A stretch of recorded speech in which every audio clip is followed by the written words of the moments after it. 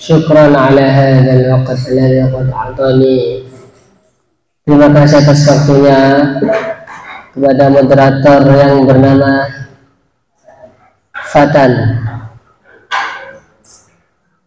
Muhammad Fatan At-Tarafi, kelas 9B.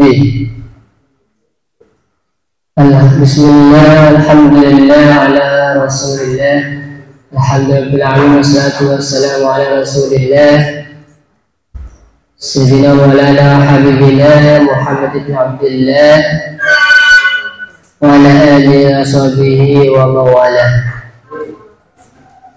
Pada sore hari ini kita akan bahas mengenai bagaimana pernikahan Nabi Muhammad SAW dengan Siti Khadijah. Seperti yang sebelumnya saya terangkan, ada sedikit pengulangan dalam sore hari ini. Tema tentang pernikahan Nabi Muhammad SAW dengan Siti Khadijah. Yang pertama, kita letakkan dulu bagaimana istri Nabi dengan ibu kita. Kita letakkan istri Nabi sebagaimana kita mencintai ibu kita. Jadi istri Nabi itu kita cintai, kita sayang, kita junjung derajatnya seperti halnya kita menjunjung tinggi ibu kita. Jadi bagaimana watak istri Nabi? Istri Nabi itu wataknya luar biasa, sangat membela agama Islam ketika Nabi dalam keadaan terpuruk maupun dalam keadaan yang disiksa oleh orang-orang Quraisy pada masa jahiliyah. Bagaimana Khadijah? Khadijah itu yang diterangkan oleh para kiai, para ulama dalam kitab, Khadijah itu adalah seorang businessman, seorang entrepreneur, seorang wanita yang mempunyai wajah yang begitu cantik dan mempunyai kekayaan harta yang berlipat, juga mempunyai kedudukan yang tinggi di bangsa Arab. Jadi ibaratkan Khadijah itu adalah idaman kaum pria orang Arab pada waktu di zamannya. Khadijah rumahnya itu terletak naik ke atas bukit Safa menghadap kiblat.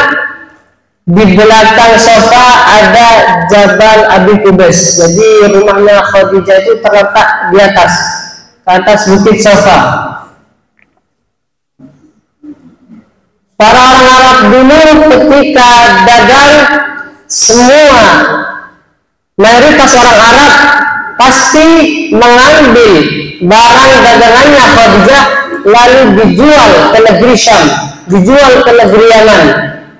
Sebagaimana zaman sekarang ada orang berbisnis lalu barang dagangannya dibawa oleh retail, oleh JNT Kargo, oleh kereta atau oleh shipping lewat kapal. Jadi pada waktu itu Khadijah mempunyai peranan yang sangat tinggi, mempunyai barang dagangan atau kekayaan yang berlipat ganda. Dan diterangkan di dalam Al-Quran surat Al-Li'ila fi Quraisy, perjalanan kaum Quraisy, yang mana pada waktu itu kaum Quraisy berdagang ila fi rihlatasyita ila shaif, pada waktu syita pada waktu syita mereka pergi ke negeri Yaman. Waktu syita, waktu dingin, karena pada waktu dingin negeri Yaman tidak terlalu dingin. Wasaif, pada waktu saif musim panas mereka pergi ke Syam. Mereka pergi Syam karena negeri Syam tidak terlalu dingin. Wasyita ila fi Quraisy ila fi rihlata syita wa saif. Syita itu musim dingin atau musim hujan.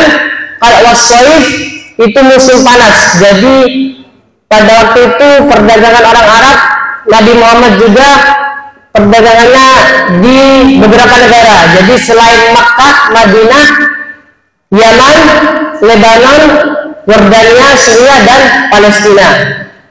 Pada waktu itu Nabi Muhammad pergi ke Syam dengan Maisarah, seorang budak.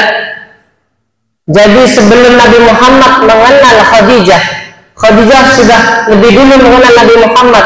Nabi Muhammad sudah terkenal bagaimana seorang pemuda yang berusia 25 tahun terkenal, mempunyai akhlak yang baik, mempunyai perangai yang begitu indah, sopan santun, dan dijuluki Al-Amin, orang yang sangat jujur dan terpuji.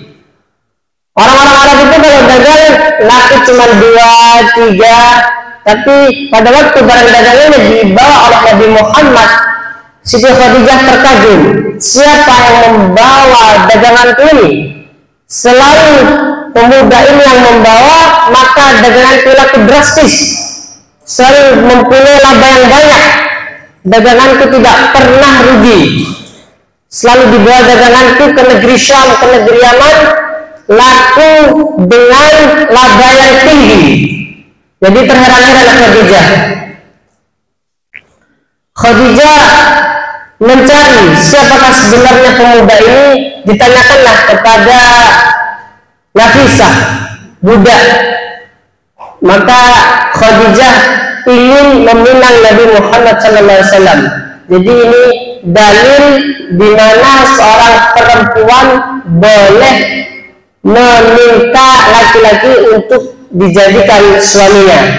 Seperti halnya Khadijah ingin meminta Nabi Muhammad untuk dijadikan sebagai suami, tapi dengan syarat-syarat dan ketentuan. Bagaimana syarat-syarat dan ketentuannya? Tidak langsung diucapkan face to face. Maksudnya gimana? Langsung seorang perempuan tersebut ketika menikah laki-laki tidak bertemu langsung, tapi melewati perantara, baik perantara saudari atau saudaranya.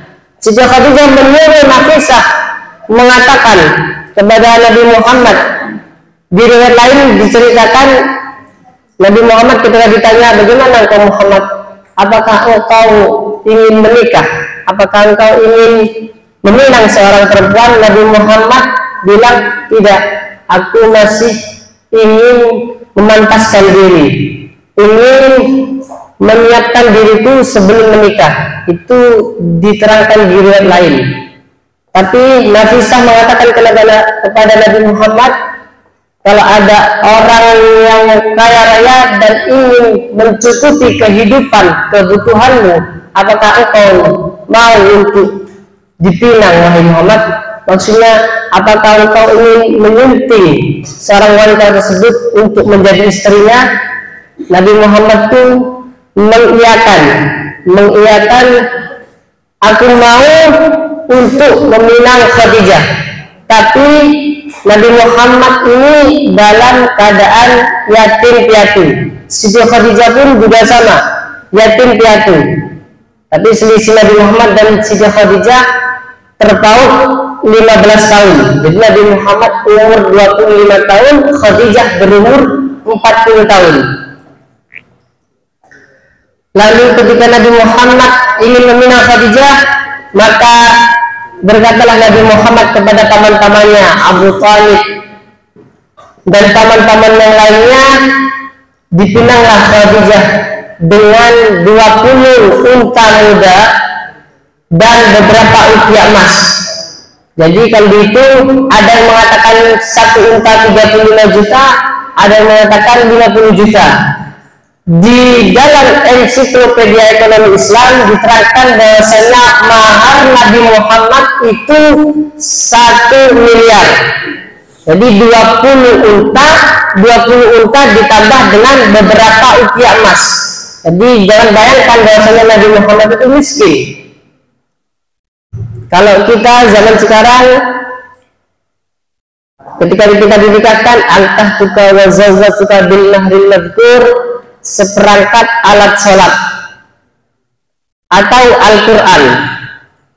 Jadi usahakan kalau meminang seorang perempuan itu berupa harta yang cukup, seperti cincin emas ataupun uang beberapa juta atau puluhan juta pun bagus, karena diterangkan bahwasanya mahar itu ketika dijadikan usaha, insya Allah usaha tersebut bisa berjalan lancar dan sukses.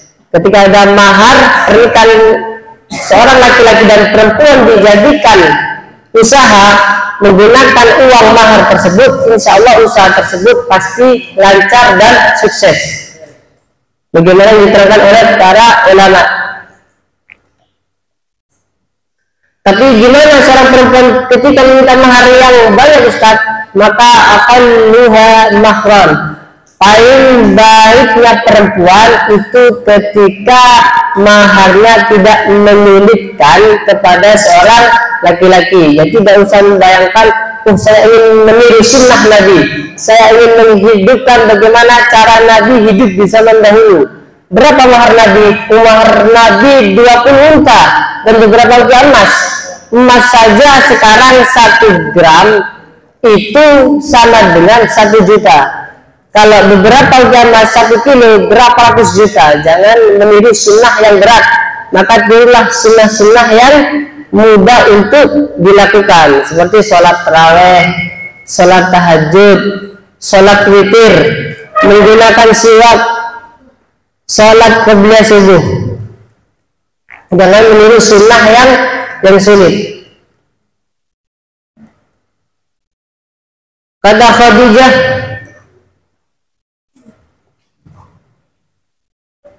ketika meminang Nabi, sungguh beliau adalah orang laki-laki yang begitu tampan, begitu indah mulia akhlak beliau. Sebelum kenal Khadijah pun Nabi Muhammad selalu menundukkan pandangannya ke bawah, selalu menjaga pandangan, kecuali ketika beliau dipanggil oleh Khadijah untuk mengantarkan dagangan beliau, baru beliau melihat Khadijah. Digambarkan beliau dahinya agak lebar, matanya yang hitam begitu pekat bersinar. Makanya kenapa ketika Abdullah ayah Nabi Muhammad menikahi Aminah, orang Arab pada saat itu banyak perempuan yang menikahi ayah Nabi Muhammad, Abdullah, karena sangat tampan dan memiliki aura cahaya. Dan ketika Abdullah menikah dengan Aminah, ibunda Nabi Muhammad, cahaya tersebut redup. Kenapa? Karena disinilah terletak nurun nubuwah, terletak cahaya Nabi Muhammad yang terletak pada Abdullah. Ketika menikahi Aminah, cahaya tersebut pindah ke Aminah, lalu terletak pada rahim yang dimana di dalamnya ada Muhammad Sallallahu Alaihi Wasallam.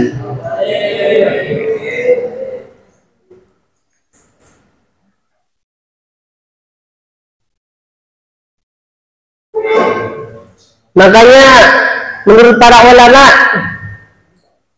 ketika seorang perempuan hendak menikahi laki-laki harus dikatakan, harus diungkapkan.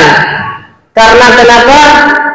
Karena innal kalama la fil fuadi wa innama ju'ila lisan 'ala al-fuadi dalila. Sesungguhnya kalam itu letaknya dalam hati dan diciptakannya lisan untuk menceritakan apa yang ada di dalam hati. Maka ketika Siti Khadijah mencintai Nabi, maka Siti Khadijah pun mengungkapkan perasaannya, tapi melewati budak yang bernama Nafisah. Beliau tidak mengutarakan langsung, karena ketika ada rasa dalam hati tidak diungkapkan, maka tidak akan menjadi sesuatu yang diinginkan. Karena dalam hati tersebut alal jasad mudghah, sesungguhnya dalam jasad ini ada segumpal darah. Idza salat jasadul kullu, ketika segumpal darah tersebut baik, maka semua jasad ini menjadi baik. Wa idza fasadat jasadul kullu, ketika segumpal darah tersebut rusak, maka rusaklah semua jasad tersebut. Jangankan pada seorang perempuan, pada kawan saja kita tidak apa-apa mengucapkan cinta. Tapi cinta bagaimana? Cinta mengatakan uhibbuka fillah, aku mencintaimu karena Allah. Maka ketika ada orang laki-laki mengungkapkan rasa cintanya, cinta sebagaimana, bukan cinta dalam hal larangan yang haram ya, tapi cinta karena akhlaknya bagus, cinta karena hafalannya baik, cinta karena dia sopan santun, maka bilanglah uhibbuka fillah, aku mencintaimu karena Allah. Maka jawablah ahabbakallahu fima ahbabtani, semoga Allah mencintaimu sebagaimana engkau mencintaiku. Dulu di zaman Nabi ada lebih ekstrim. Pada zaman Nabi, ketika Nabi tausiah, berdiri Nabi ketika tausiah, ada seorang perempuan berdiri lalu mengatakan, perempuan tersebut mengatakan, ya Rasulullah, inni wahabtu laka nafsi. Artinya gimana? Sesungguhnya I give myself for you. Maksudnya gimana? Inni wahabtu laka nafsi ya Rasulullah, sesungguhnya aku telah memberikan semua apa yang ada dalam diriku kepadamu ya Rasulullah. Aku ingin dipinang olehmu. Jadi pada zaman dahulu itu ekstrim. Orang-orang Arab ketika Nabi tausiah, nggak kayak gedung seperti sekarang. Banyak sahabat-sahabat yang mendengarkan beliau lalu nggak segan-segan untuk berdiri mengungkapkan pertanyaannya langsung atau perasaannya. Tapi Nabi diam selama itu, tetap melakukan tausiah, tetap melakukan ceramahnya, mengalir. Tapi perempuan itu tetap berdiri. Ketika perempuan itu tetap berdiri, berdirilah salah satu yang lain sahabat Nabi. Wahai Nabi, jika engkau tidak berkenan untuk meminangnya, maka aku yang akan meminangnya, kata sahabat Nabi. Jadi orang-orang zaman dulu itu nekat, langsung berdiri, langsung ngomong. Makanya dikatakan apa tadi? Innal kalama la fil fuadi, sesungguhnya kalam itu ada dalam hati. Ketika kalian ingin menyampaikannya, wa inna ma ja'ala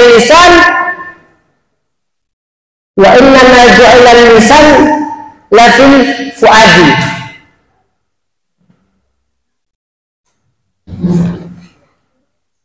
Wa inna ma ja'ala lisan 'alal fuadi dalila.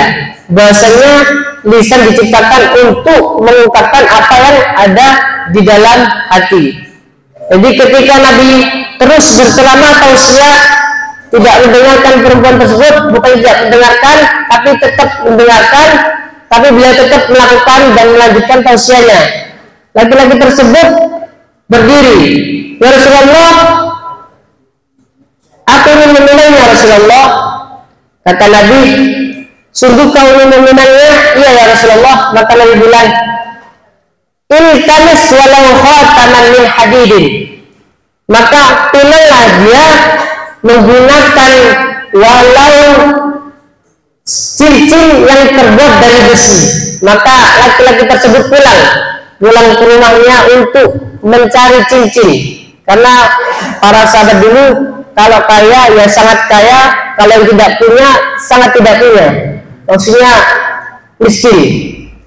Beliau laki-laki tersebut kembali, sahabat Nabi kembali ke tausiah Nabi dengan membawa kain, karena beliau tidak punya apa-apa. Ketika membawa kain, apa yang kau punya wahai sahabat? Kain ini ya Rasulullah, untuk dibuat mahar. Tapi karena Nabi, kata Nabi gimana? Terus apa yang kau pakai? Setelah kain tersebut satu-satunya yang kau punya, apa yang kau pakai wahai sahabat? Tidak ada lagi ya Rasulullah. Maka Rasulullah pun bilang, hal na'aka minal Qur'an? Apakah engkau mempunyai hafalan Quran wahai sahabat? Na'am ya Rasulullah, surat kaza wa kaza wa kaza. Aku memiliki hafalan Quran surat ini dan surat ini. Karena pada zaman dahulu Quran itu belum dicetak seperti sekarang, bukan berupa mushaf, bukan berupa buku atau kitab. Quran itu terletak dalam hafalan mereka, dalam hati mereka, dalam pikiran mereka.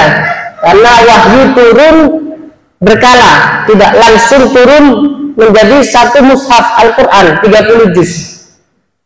Wahyu turun, sahabat menghafalkan, sahabat menulisnya di pelepah kurna, sahabat menulisnya di tulang unta, sahabat menulisnya di atas batu. Jadi tidak langsung menjadi mushaf seperti sekarang ini.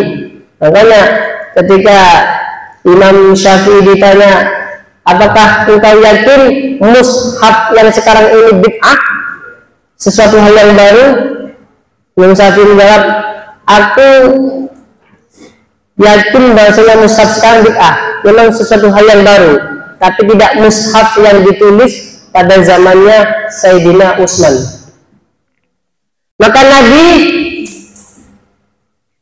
menikahkan sahabat tersebut dengan wanita yang berdiri, wanita yang ingin menikahi Nabi, ingin dipinang, bahasanya ingin dipinang, ingin dinikahi oleh Nabi. Ya fulan, sahabatku, zawwajtukaha bima ma'aka minal Qur'an. Aku menikahkanmu, wahai sahabat, aku menikahkanmu dengan dia yang berdiri, perempuan tersebut, bima ma'aka minal Qur'an, dengan apa yang engkau hafal, dengan Al-Quran yang telah engkau hafal di dalam hatimu. Maka inilah dalil di mana boleh menikahi seorang perempuan menggunakan hafalan Qur'annya. Jadi ketika kalian hafal 30 juz, Ustaz saya hafal 30 juz, saya ingin meminang seorang anak pejabat, saya ingin meminang seorang anak kiai, seorang neng, saudarinya Gus, maka pinanglah dengan Al-Quran yang hafal 30 juz. Yang belum hafal maka cepat dihatamkan. Ada guru UAS, guru Ustadz Abdul Somad, guru beliau ketika meminang seseorang tidak mempunyai apa-apa. Guru Ustadz Abdul Somad, beliau ketika cerita, saya mempunyai guru di mana guru saya ketika meminang perempuan, kata mertuanya, engkau punya apa? Saya mempunyai hafal Al-Quran. Lalu tidak usah engkau meminang anakku dengan mahar yang mahal, mahar yang banyak. Pinanglah anakku dengan engkau mengajari dia untuk membaca Al-Quran, untuk menghafalkan Al-Quran. Hari demi hari, waktu demi waktu, guru Abdul Somad mengikuti lomba ke Arab Saudi dan memenangkan juara. Dipanggillah beliau oleh Sultan Arab, diberi rumah dinas, diberi mobil dinas, dan dijadikan pejabat di Arab dikarenakan hafal Al-Quran. Jadi karena Al-Quran beliau menjadi pejabat di Arab, guru Ustadz Abdul Somad sampai sekarang. Jadi kalau engkau kejar akhirat, dunia pasti ikut.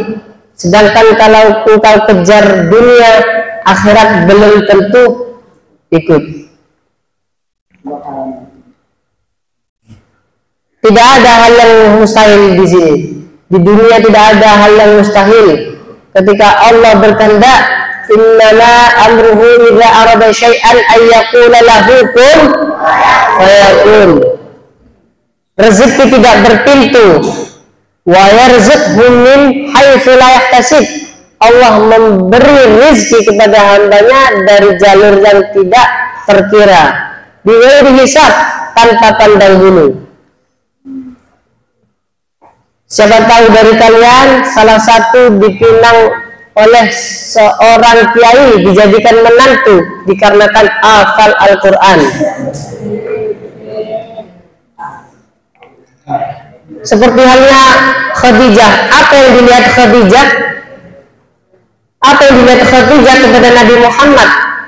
Muhammad yatim piatu, Muhammad seorang pemuda yang tidak mempunyai harta yang banyak, bukan dari saudagar yang kaya raya, bukan dibandingkan zaman sekarang, tapi dibandingkan pada zaman saat itu.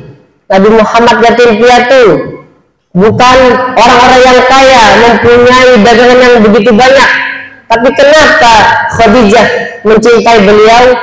Karena akhlaknya, karena begitu baiknya perangai beliau.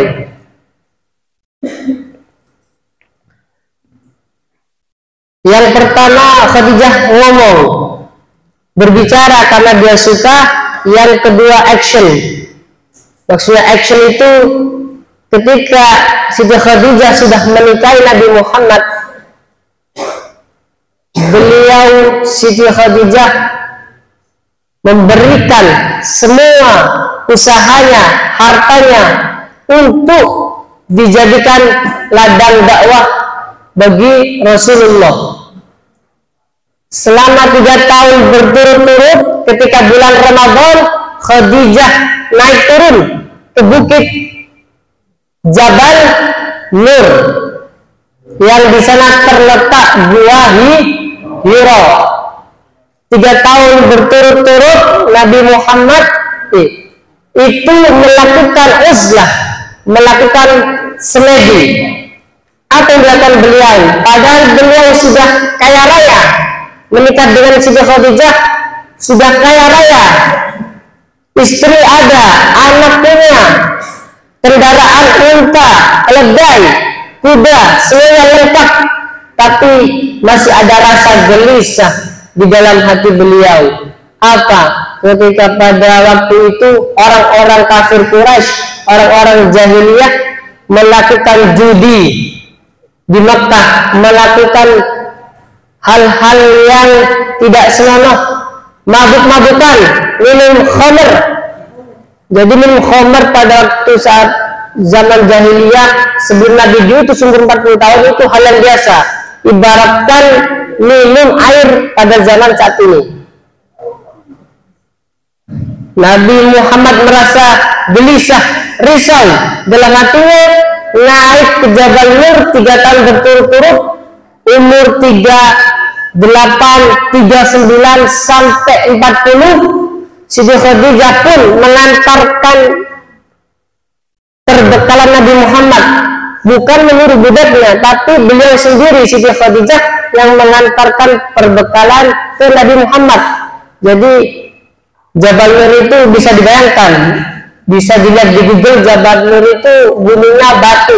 Bagaimana seorang perempuan menaiki batu yang besar-besar dan masuk ke gua untuk mengantarkan perbekalan makanan kepada Nabi Muhammad. Yang sudah umrah pasti tahu bagaimana tingginya Jabal Nur, batu besar-besar, beliau naik. Beliau seorang perempuan. Karena apa? Karena rasa cintanya kepada Muhammad SAW. Umur 40 Nabi Muhammad mendapatkan wahyu. Beliau turun dalam keadaan kedinginan, dalam keadaan menggigil. Makanya dalam Al-Quran diterangkan sebagai ya ayyuhal muzammil, ya ayyuhal muddathir. hai orang yang berselimut. Bagaimana perjuangan seorang nabi dan istrinya. Nabi Muhammad tidak pernah menikah selama Siti Khadijah masih hidup. Jadi Nabi Muhammad menikahi Siti Khadijah sampai Siti Khadijah wafat.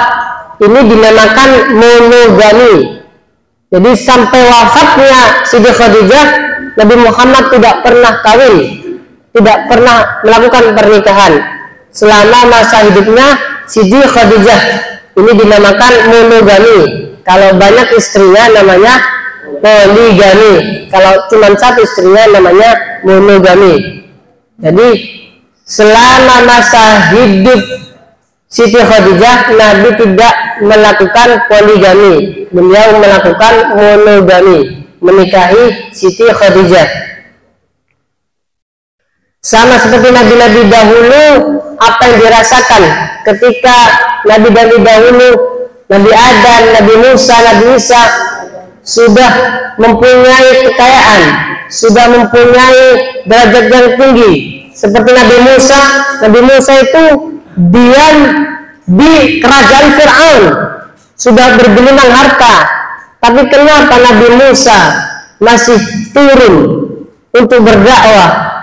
Nabi Musa melihat kaum Bani Israel ditindas, diinjak-injak oleh Fir'aun, sampai Nabi Musa pun melawan bapak angkatnya sendiri. Sama kayak Nabi Muhammad kaya, istrinya cantik, istrinya bergelimang harta, kendaraan sudah ada, kenapa beliau masih bersemedi? Uzlah meninggalkan kaum Quraisy karena ada gelisah dalam hatinya, karena melihat orang-orang Quraisy dalam keadaan yang gelap, jahiliyah, dalam keadaan bodoh, belum tahu tentang agama. Nabi Muhammad selalu didukung oleh Siti Khadijah. Siti Khadijah melindungi Nabi Muhammad menggunakan hartanya, menggunakan usahanya, karena sebagaimana diterangkan, wanita itu diciptakan dari tulang rusuk laki-laki. Khuliqatil mar'ah min bilad. Wanita itu diciptakan dari tulang rusuk laki-laki. A'wajuhu a'laha. Tulang rusuk laki-laki yang paling atas, di mana tulang rusuk ini melindungi jantung. Jadi ibaratkan laki-laki itu diibaratkan jantung, sedangkan perempuan diibaratkan tulang rusuk. Jadi bagaimana Siti Khadijah melindungi Nabi Muhammad ketika diserang oleh kafir Quraisy, menggunakan hartanya, menggunakan semua apa yang bisa diusahakan untuk melindungi Nabi Muhammad sallallahu alaihi wasallam. Karena dalam Al-Quran diterangkan bahasanya hunna libasul lakum, sesungguhnya kalian seorang perempuan itu menjadi selimut bagi orang laki-laki, wa antum libasul lahum, dan orang-orang laki-laki itu sebagai selimut bagi orang perempuan. Allah a'lam bishawab. Ada yang tanyakan?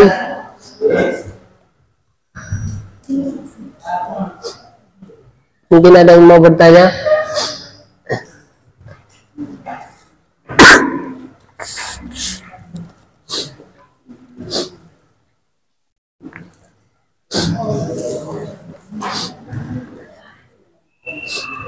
Kami ucapkan terima kasih kepada Ustaz Jamal yang telah memberikan ilmu-ilmu di dalam yang mungkin belum kami ketahui. Kami ucapkan terima kasih yang sebanyak-banyaknya. Kita beralih pertanyaan kita, yaitu sesi tanya jawab. Yang ingin bertanya silakan mengatakan terlebih dahulu.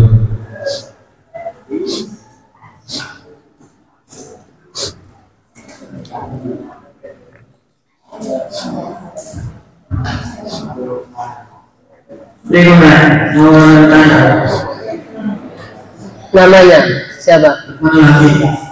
Kelas 8B, silakan. Dan setelah Siti Khadijah meninggal, Nabi menikah dengan siapa? Apa? Setelah Siti Khadijah meninggal, Nabi menikah dengan siapa? Setelah Siti Khadijah meninggal, banyak istri Nabi. Salah satunya yang terkenal yaitu Sayyidah Aisyah, lalu dengan Sayyidah Saudah, lalu dengan Sayyidah Maimunah, dan banyak lagi. Ada yang mengatakan bahwasanya istri Nabi itu 11, ada yang mengatakan 9, selain dengan Siti Khadijah. Jadi selama masa hidup Nabi dengan Siti Khadijah, Nabi hanya menikahi Siti Khadijah, melakukan monogami, cuma satu istri. Tapi setelah Siti Khadijah wafat, Nabi menikahi banyak perempuan. Tapi itu bukan karena keinginan Nabi sendiri, tapi karena wahyu dari Allah. Turun wahyu, engkau nikahi Muhammad Sayyidah Aisyah, engkau nikahi Muhammad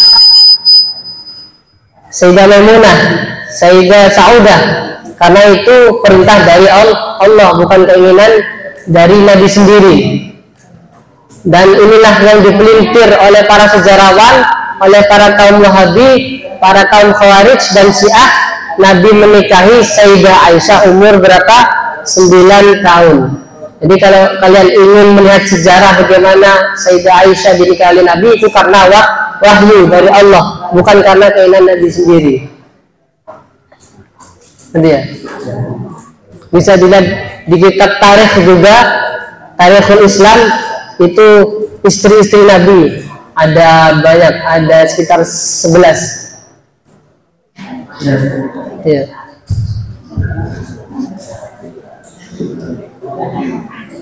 Ada lagi yang bertanya? Ada bertanya lagi?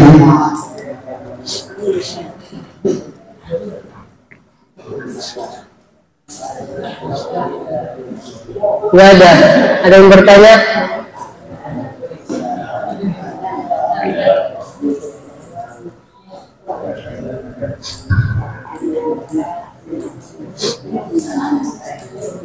Assalamualaikum warahmatullahi wabarakatuh. Waalaikumsalam warahmatullahi wabarakatuh.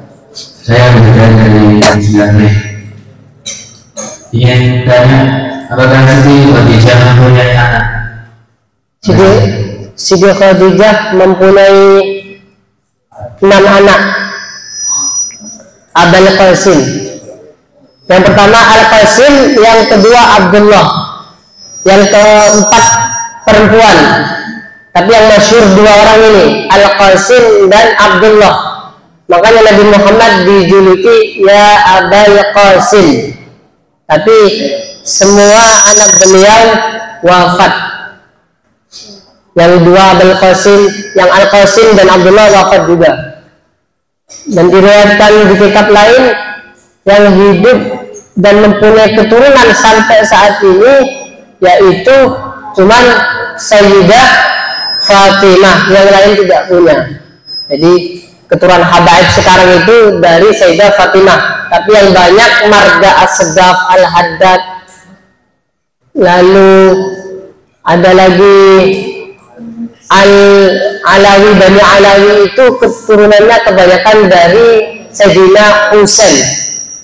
Dan dari Sayyidina Hasan itu cuma sedikit, karena Sayyidina Hasan wafat lebih dulu daripada Sayyidina Husain. Sayyidina Hasan wafat diracun, Sayyidina Husain wafat dipenggal kepalanya. Jadi anaknya ketika menikah dengan Siti Khadijah, Al-Qasim dan Abdullah, dan 4 seorang perempuan, tapi wafat semua.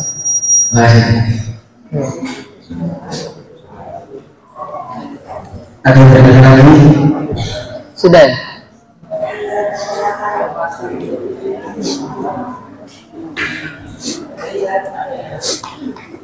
Alhamdulillah kita berbicara soal yang kita peroleh sore hari ini dari yang barokah Ramadan. Kita akan berbagi dengan banyak kabar majelis. Bila ada kesalahan atau mau beribadah, Wassalamualaikum warahmatullahi